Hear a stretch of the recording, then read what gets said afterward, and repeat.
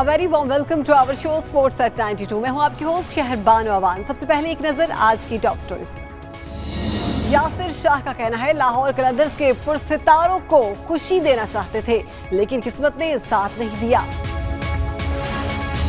PSL में उम्दा कारकर्दगी के बावजूद कामरान अकमल की टीम में वापसी का इम्कान मुस्तरद। कॉमनवेल्थ गेम्स में पाकिस्तान का 87 रुकनी दस्ता कैंगरूज के देश जाएगा।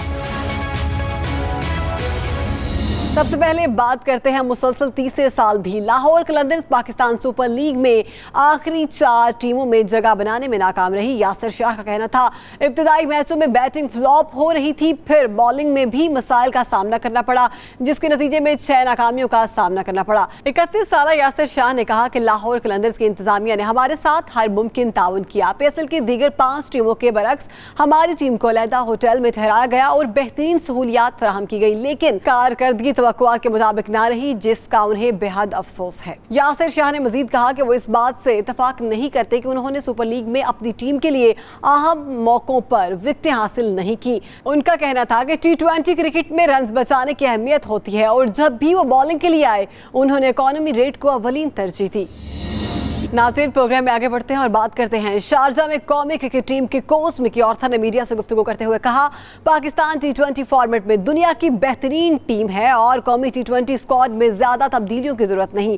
पीएसएल में कामरान अकमल की उम्दा कारकर्दगी और टीम में वापसी से मुतल्लिक एक सवाल के जवाब में मिकी आर्थर ने कामरान अकमल की कौमी स्क्वाड में शमूलियत के इम्कानात को मुस्तरद कर दिया। मिकी आर्थर ने कहा कि वेस्ट इंडीज के खिलाफ सीरीज में टीम में बड़ी तब्दीली नहीं देख रहा। कामरान अकमल यकीनन ही पीएसएल में अच्छा खेले, मगर हमें आगे देखना है। मिकी आर्थर ने सवाल उठाया कि अगर कामरान अकमल को टीम में शामिल किया तो किस नंबर पर बैटिंग करेंगे और कहां फील्डिंग करेंगे। इसी पर बात करने के लिए हमारे साथ मौजूद हैं साबिक चेयरमैन पीसीबी खालिद महमूद साहब। बहुत शुक्रिया सर आपके वक्त का। बताइएगा, कामरान अकमल की मुसलसल पीएसएल में अच्छी कारकर्दगी पर आपको क्या लगता है कि उनको कौमी टीम का हिस्सा बनना चाहिए? देखिए, कामरान अकमल पाकिस्तान का एक सरमाया है, बड़े होनहार, बड़े अच्छे बैट्समैन हैं। बदकिस्मती से जो उनका पोटेंशियल है, जितनी उनकी सलाहियत है, वो अभी तक हमें देखने का मौका नहीं मिला और उसकी बेशुमार वजूहात हैं। लेकिन ये महसूस होता है कि कुछ मिसहैंडलिंग सारे मामलात की हो रही है। तो जो एक अच्छा खिलाड़ी हो और उसमें बड़ा हुनर भी हो, बड़ी सलाहियत भी हो, तो दिल तो यही चाहता है कि वो पाकिस्तान के लिए खेले और अपनी शानदार कारकर्दगी का मुजाहरा भी करे। उमर अकमल जब खेलते हैं अक्सर व बेशतर देखा है कि वो अच्छा खेलते हैं, कभी वो किसी ना किसी तनाज़े का भी शिकार हो जाते हैं। तो ये इस वक्त भी यही कुछ मुझे खिंचाव की कैफियत नजर आती है, जो मैनेजमेंट के दरमियान और उमर अकमल के दरमियान मुख्तलिफ चीज़ें रिपोर्ट होती रहती हैं। तो इसका असल हल ये है कि जो सीनियर मैनेजमेंट है पाकिस्तान क्रिकेट बोर्ड की और चीफ सिलेक्टर हैं और ऐसे लोग, वो तमाम लोग उनके मामले पे गौर करें और उनकी सलाहियतों से फ़ायदा उठाने की कोशिश करें, बजाय इसके कि हर वक्त कोई ना कोई खिंचाव की कैफियत रहे, कोई लड़ाई की कैफियत रहे, मुख्तलिफ तनाज़ात हों। तो मैं नहीं समझता कि मिकी आर्थर जो एक गैर मुल्की कोच है, उसकी राय को इतनी ज़्यादा अहमियत मिलनी चाहिए कि कितना शानदार खिलाड़ी। आपको याद होगा जब ये दोनों आए थे, बॉलर थे मोहम्मद आमिर भी और उमर अकमल, तकरीबन एक वक्त में ये इनका डेब्यू हुआ था और ये पाकिस्तान के लिए खेलना इन्होंने शुरू किया था। तो मोहम्मद आमिर का मामला भी आपके सामने है, वो भी 4-5 साल उसके क्रिकेट के ज़ाया हुए, उसकी अपनी गलती की वजह से, खराबी की वजह से, और उमर अकमल भी मुख्तलिफ तनाज़ात का शिकार रहे। तो ये मैनेजमेंट की जिम्मेदारी बनती है कि वो सारी सूरत हाल का जायजा ले और देखे कि कौन सी रुकावटें हैं इनके अच्छा खेलने में, पाकिस्तान के लिए परफॉर्म करने में, और उन रुकावटों को दूर करने की कोशिश करे। तो बहरहाल कुछ ना कुछ इस सिलसिले में संजीदगी से काम होना चाहिए। ठीक है, हमें ये भी बताइएगा, अकमल ब्रदर्स डोमेस्टिक क्रिकेट में तो काफी अच्छा परफॉर्म करते हैं, लेकिन फिर भी वो टीम से बाहर हैं, क्या वजह है? एक खलीज है, एक गैप है, एक मैनेजमेंट के दरमियान और इन खिलाड़ियों के दरमियान।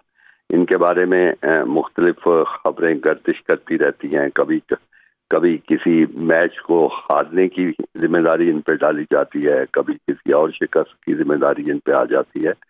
तो ये कोई संजीदगी से गौर करने वाला मामला है। यकीनन इनको खेलना चाहिए। जैसे आप कह रहे हैं कि इनकी कारकर्दगी डोमेस्टिक क्रिकेट में अच्छी है, तो फिर इनको खेलना चाहिए। और अगर कोई खुदा न खास्ता इन पे शुबहात हैं, जैसे कि मीडिया की रिपोर्ट से नजर आता है, तो उन शुबहात को नजरअंदाज नहीं होना चाहिए। उनकी पूरी तहकीक होनी चाहिए, तफ्तीश होनी चाहिए, और ये हमेशा के लिए ये मामला तय हो जाना चाहिए कि आया ये किसी खराबी में मुलव्वस हैं या नहीं है। अगर नहीं है, अगर हैं तो ज़ाहिर है फिर उसकी गिरफ्त होनी चाहिए, और अगर नहीं मुलव्वस हैं तो फिर उसकी भी वजाहत होनी चाहिए। और इन खिलाड़ियों को ख़ासतौर पे उमर अकमल को, जो कि पाकिस्तान के मिडिल ऑर्डर में बहुत शानदार एक कंट्रीब्यूट कर सकता है, और अगर ज़रूरत पड़े तो इफ्तिताही खिलाड़ी के तौर पे भी वो खेल सकता है। तो इस लिहाज से फिर इस पे मामले पे गौर करके उसको मौका मिलना चाहिए। कौमी क्रिकेट टीम के कोच का कहना है कि हम T20 में नंबर 1 पर हैं, हमें टीम में ज्यादा तब्दीलियों की जरूरत नहीं। आपको क्या लगता है कि उनके ऐसे बयान से खिलाड़ियों पर क्या असर पड़ेगा? जी, मेरे ख्याल में इस तरह का बयान देना गैर मुनासिब होता है, क्योंकि क्रिकेट में तो हर वक्त आपको सोचो विचार की जरूरत होती है, हर वक्त आपको मंसूबाबंदी की जरूरत होती है। अगर आप फर्ज कीजिए नंबर 1 भी हैं, तो दूसरी टीमें जो है वो चैन से तो नहीं बैठेंगी, वो आराम से तो नहीं बैठेंगी, वो आपके बारे में हर वक्त सोच रही हैं, प्लानिंग कर रही हैं कि पाकिस्तान में क्या क्या कमजोरियां हैं, किन से वो फायदा उठा सकेंगे। और जब कोई अगला मुकाबला आएगा तो दूसरी टीमें जो है वो बेहतर मंसूबा बंदी के साथ, बेहतर सोचो विचार के साथ आएंगी, तो हो सकता है वो आपको नंबर 1 ना रहने दें। तो लिहाजा इस किस्म का बयान जो है उसकी तो असूली तौर पे ही मैं समझता हूं कि नहीं होना चाहिए। हमेशा आपको सोचो विचार की जरूरत है, खूब से खूब तर की तलाश रहनी चाहिए। कोई कोच भी है वो सोचे कि मेरे पास 11 खिलाड़ी हैं, वो सबसे मुतमिन है, लेकिन ये भी सोचें कि उससे बेहतर भी कोई अगर कारकर्दगी दिखा सकता है तो उसकी टीम में आने की हमेशा जगह बनेगी। ये तो नहीं है कि कोई पक्के आपने 11 मोरे शतरंज के एक जगह जमा दिए हुए हैं, बस उनको आप छेड़ेंगे नहीं, ऐसी चीज नहीं है।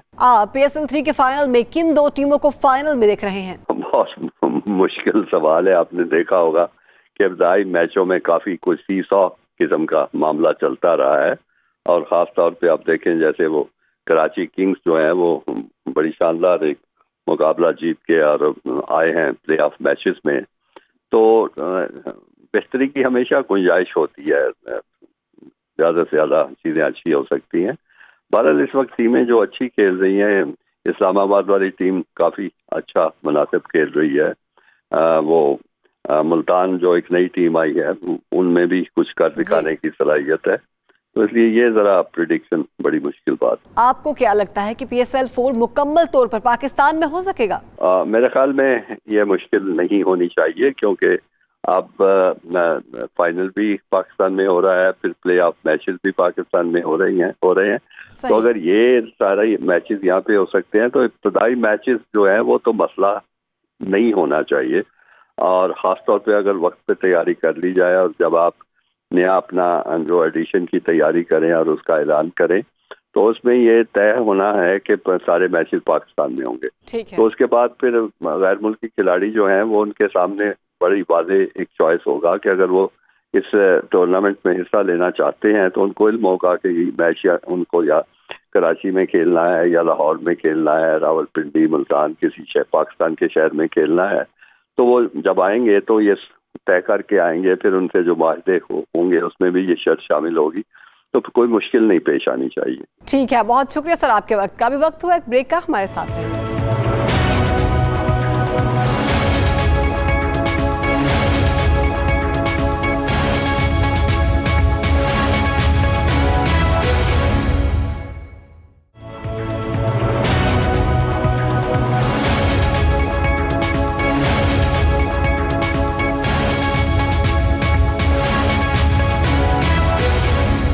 आगे बढ़े, आपको बताएं आइंदा माह शेड्यूल कॉमनवेल्थ गेम्स के लिए कौमी खिलाड़ी और ऑफिशियल्स का ऐलान कर दिया गया, जबकि 87 रुकनी दस्ता कैंगरूज के देश जाएगा।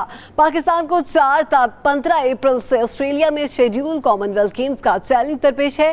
पाकिस्तान ओपन एसोसिएशन की तरफ से मेगा इवेंट का हिस्सा बनने वाले तमाम प्लेयर्स और ऑफिशियल्स का ऐलान कर दिया गया है।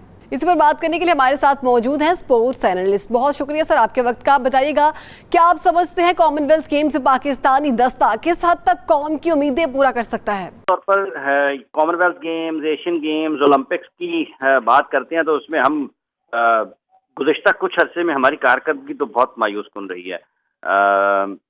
उसकी बुनियादी वजह यह है कि हमारे यहाँ वो तमाम खेलें जो ओलंपिक्स में शामिल हैं उनके ऊपर को बहुत ज़्यादा तवज्जो नहीं दी जाती और ना ही हुकूमती सतह पर उसके लिए कोई मुनासिब इक़दाम किए जाते हैं और ना ही उन खेलों में मुनासिब कारकर्दगी दिखाने वालों को उनकी कोई पजीराई होती है, ना उनके मुस्तकबिल के हवाले से अमली इख्तियार की जाती है। ना पाकिस्तान, ऐसा नहीं है कि पाकिस्तान में वो खेलें जो ओलंपिक्स में शामिल हैं, जो एशियन गेम्स में खेली जाती हैं या जो कॉमनवेल्थ गेम्स में खेली जाती हैं, उसके लिए टैलेंट मौजूद नहीं है।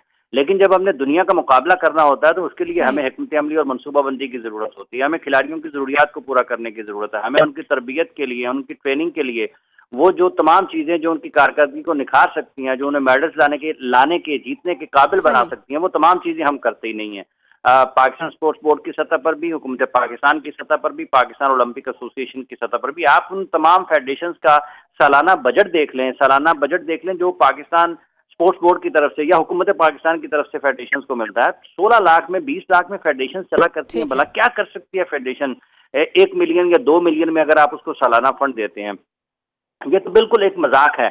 और इस तरह के फंड्स के साथ हम ये तसव्वुर करें कि हमारे खिलाड़ी जाएंगे और दुनिया के उन बड़े ममालिक को शिकस्त दे देंगे, उनके खिलाड़ियों को जो साल अपने खिलाड़ियों पर मेहनत करते हैं, उनकी ट्रेनिंग का बंदोबस्त करते हैं, उनको जदीद तरीकों से ट्रेन करते हैं, उनकी ग़िज़ा का ख्याल रखते हैं, उनकी मुआशी ज़रूरियात का ख्याल रखते हैं। तो हमारे यहाँ वो तमाम चीज़ें नहीं हैं। लेकिन इसके बावजूद मैं ये समझता हूँ कि पाकिस्तान के उन तमाम खिलाड़ियों को, तमाम एथलीट्स को, वो तमाम नौजवान जो मुख्तलिफ खेलों में आते हैं और मुल्क का नाम रोशन करने के लिए आते हैं, अपनी सलाहियतों का इजहार करने के लिए आते हैं, परचम सर बुलंद करने के जज्बे से आते हैं, उनको दाद देना पड़ेगी। बहुत ज़्यादा अच्छी उम्मीदें हमें नहीं रखनी चाहिए। हमारा सबसे बड़ा खेल हॉकी होता था ओलंपिक्स में और दीगर खेलों में हॉकी का हाल सबके सामने है। तो ये मैं आपको बहुत ज़्यादा पूरी उम्मीद नहीं हूँ। हम निशिस्तन गुफ्तन बर्खास्तन वाला हिसाब होता है और बहुत ज़्यादा पूरी उम्मीद नहीं हूँ मैं कि हमारे खिलाड़ी को बहुत ज़्यादा वहाँ पर मार के मारेंगे। उन तमाम खिलाड़ियों के साथ मेरी दिली वाबस्तगी है, जज्बाती वाबस्तगी है जो इन खेलों में, ओलंपिक्स में, एशियन गेम्स में, कॉमनवेल्थ गेम्स में, इन खेलों में शिरकत करते हैं। उनकी तरफ हुकूमत को तवज्जो देनी चाहिए। फेडरेशन के फंड्स जो हैं उनके ऊपर पॉलिसी तरतीब देनी चाहिए। कौन सा दौर है कि आप 2 मिलियन या 20 लाख या 18 लाख आप किसी भी फेडरेशन को सालाना दे रहे हैं। आप अगर रेसलिंग की टीम ने जाना है कहीं तरबियत के लिए, अगर वो कहीं बैरून मुल्क 1 महीने का 1.5 महीने का कैंप लगाना चाहते हैं या वहां जाकर खिलाड़ियों को तरबियत देना चाहते हैं, मुझे बताएं कि किस तरह से मुमकिन है कि वो 15-20 लाख में वो तमाम चीज़ों का बंदोबस्त कर लेंगे और किसी एक इवेंट के लिए सारा साल फेडरेशन चलानी। तो ये मसाइल हैं, इनके हल के लिए कोई काम किया नहीं जाता। हम बोलते रहते हैं, हुकूमत का काम है कि इसके ऊपर तवज्जो दे। जी ठीक है। पाकिस्तानी दस्ते में शामिल टीमें और खिलाड़ी 10 मुख्तलिफ खेलों में शरीक होंगे। क्या आपको लगता है कि पाकिस्तान इस बार कोई गोल्ड मेडल लेने में कामयाब होगा? देखिए, हम जीत तो सकते हैं। मैंने जैसा कि पहले बताया कि इनफरादी तौर पर हमारे खिलाड़ी बड़े बासलाहियत हैं, बड़ी उन्होंने अपनी हैसियत में रहते हुए, अपने वसाइल में रहते हुए भरपूर तरीके से कोशिश करते हैं। लेकिन दुनिया का मुकाबला करना इतना आसान नहीं होता। दुनिया का मुकाबला बड़ा मुश्किल है। हम अपने खिलाड़ियों का मवाजना दीगर मुल्कों के खिलाड़ियों से करते हैं, लेकिन कभी हमने मवाजना किया है कि वो किस तरह से ट्रेनिंग करते हैं, उनका ट्रेनिंग शेड्यूल क्या होता है, उनका ग़िज़ा का शेड्यूल क्या होता है, उनकी देखभाल और नशोनुमा किस तरह से होती है, उनको क्या सहूलियात मैसर होती हैं और हमारे खिलाड़ियों को क्या मैसर होती है। वो बड़ी ज़मीन आसमान का फ़र्क है उस सारी चीज़ों में। हमारे खिलाड़ी फिर भी बड़े बहादुर हैं, बड़ी लगन के साथ, बड़े जोश और जज्बे के साथ तैयारियां करते हैं और कहीं ना कहीं वो अपनी मौजूदगी का एहसास जरूर दिलाते हैं। मैं ये तो नहीं कह सकता कि बहुत ज्यादा गोल्ड मेडल्स पाकिस्तान के खिलाड़ी हासिल कर लेंगे, लेकिन मुझे अपने खिलाड़ियों से उम्मीद जरूर है, यकीन जरूर है कि ये कुछ ना कुछ जरूर कर सकते हैं। हैरानकुन कारकर्दगी का मुजाहरा जरूर कर सकते हैं। स्क्वॉश में माजी में हमने काफी मकाम कमाया है। क्या लगता है इस इवेंट में हम माजी जैसी ही कारकर्दगी दिखा सकेंगे? यंग खिलाड़ियों में, यंग प्लेयर्स में हमारे पास अच्छा टैलेंट तो मौजूद है, नजर आते रहते हैं। ऑन ऑफ वो अच्छी परफॉर्मेंसेस भी देते रहते हैं। अगर हम एशिया की सतह पर देखते हैं तो हमें अच्छे खिलाड़ी नजर आते हैं अपने, जिन्होंने इस सतह पर अच्छे खेल का मुजाहरा किया है। टैलेंट है पाकिस्तान, जैसा कि मैंने पहले जिक्र किया है कि ये पाकिस्तान के खिलाड़ियों के मसाइल दुनिया के दीगर खिलाड़ियों से ज़रा मुख्तलिफ हैं। हमें हमें वो तमाम सहूलियात या वसाइल नहीं होते हैं जो दुनिया के दीगर खिलाड़ियों को होते हैं। हमारी ट्रेनिंग वैसे नहीं होती है जैसे दुनिया के दीगर ममालिक के खिलाड़ी करते हैं। हमारे खिलाड़ियों का भी कहीं ना कहीं कसूर उसमें ज़रूर शामिल होता है, लेकिन एक एक जो प्लान होता है, एक प्लान ट्रेनिंग और टारगेट ट्रेनिंग जो है वो हमारे यहाँ नहीं होती। उसकी कई एक वजूहत है। स्क्वॉश में जैसा कि आपने जिक्र किया है कि बड़ा नाम पाकिस्तान ने कमाया है, इसमें कोई दो राय नहीं है, लेकिन अगर हम माजी करीब में देखते हैं तो हमारे प्लेयर्स की कारकर्दगी वो नहीं रही है जो होनी चाहिए। जूनियर के लेवल तक तो आपको वो नजर आते हैं कि बड़ा अच्छा खेल रहे हैं, लेकिन उसके बाद फिर उनकी कारकर्दगी में या उनकी सलाहियतें जमूद के शिकार हो जाती हैं, जिस वजह से वो ऊपर बढ़ नहीं पाते हैं। एक नाम जरूर है पाकिस्तान का स्क्वॉश में, वो हमेशा रहेगा, और पाकिस्तान के खिलाड़ी जो भी किसी भी इवेंट में जाते हैं वो उस बड़े नाम को साथ लेकर जाते हैं। उनको उस बड़े नाम के लिए बहरहाल उसको बरकरार रखने के लिए कुछ ना कुछ तो जरूर करना है। टैलेंट तो पाकिस्तान में है, कोई अपसेट करता है, कोई ऑन द डे कैसा परफॉर्म करता है, इसके ऊपर इन्हिसार होगा नताइज का। कॉमनवेल्थ गेम्स में आप पाकिस्तानी हॉकी टीम को कहाँ देखते हैं? जिस तरह से हमने मुख्तलिफ टीम इंतजामिया को आजमाया है, जिस तरह से हमने टीम कोचिंग स्टाफ में जिस तरह से तब्दीलियां की हैं और जिस तरह से टीम कॉम्बिनेशन के साथ तब्दीलियां की हैं, मैं आपको बहुत अच्छी उम्मीदें पाकिस्तान हॉकी टीम से नहीं रखता, इसलिए कि हमारी माजी करीब की कारकर्दगी को इतनी हौसला अफजा नहीं है। फिर जिस तरह से उखाड़ पिछाड़ और तब्दीलियां खिलाड़ियों में हुई हैं, किसी भी तरह से एक सेटल टीम और टीम मैनेजमेंट की निशानदेही नहीं करती हैं। मुश्किलात हैं पाकिस्तान हॉकी टीम के लिए, मुश्किलात हैं पाकिस्तान हॉकी फेडरेशन के लिए, लेकिन जिस तरह से हमने तैयारी की है, मैंने समझता कि बहुत ज्यादा हम अच्छा खेल पेश कर सकते हैं। और हाल ही में जो पाकिस्तान ने ओमान में जो मैचेस खेले हैं, हमें जापान जैसी टीमों के खिलाफ मुश्किलात का सामना करना पड़ा है, हमें मैचेस हारे हैं, हमने कितने गोल खाए हैं, और जब हमारे गोल करने की शरह बहुत कम है, इसलिए मैं नहीं समझता कि बहुत ज्यादा उम्मीदें पाकिस्तान हॉकी टीम से लगाई जा सकती हैं। मंजूर जूनियर साहब से मेरी चंद दिन पहले मुलाकात हुई थी दुबई इंटरनेशनल एयरपोर्ट के ऊपर, और उन्होंने वहां पर कहा था कि हमारे खिलाड़ी कुछ मुकाबला अगर किसी दूसरी टीमों का कर सकते हैं तो वो सिर्फ फिटनेस अपनी बेहतर बनाकर कर सकते हैं। जो इन दिनों हॉकी खेली जा रही है और जिस तरह से हॉकी दुनिया की दीगर टीमें खेल रही हैं, हमारे खिलाड़ियों के बस में नहीं है कि उनका मुकाबला कर सकें। हाँ, उनका बचाव अपना जरूर कर सकते हैं, और वो एक बेहतर फिटनेस के जरिए कर सकते हैं। ये पाकिस्तान के एक बड़े खिलाड़ी के और एक अच्छे हॉकी ब्रेन के ख्यालात मैंने आपके नाज़रीन तक पहुंचाए हैं। मेरा नहीं ख्याल कि हम बहुत ज्यादा नीचे से ऊपर यकदम जंप लगा लेंगे, इस तरह मुमकिन नहीं होता। हाँ, किस्मत यावरी कर दे, को बहुत अच्छा खेल जाए। ठीक है, बहुत शुक्रिया सर आपके वक्त का। आज के प्रोग्राम से इतना ही, मिलेंगे कल इसी प्रोग्राम में। देखते रहिए स्पोर्ट्स एट 92।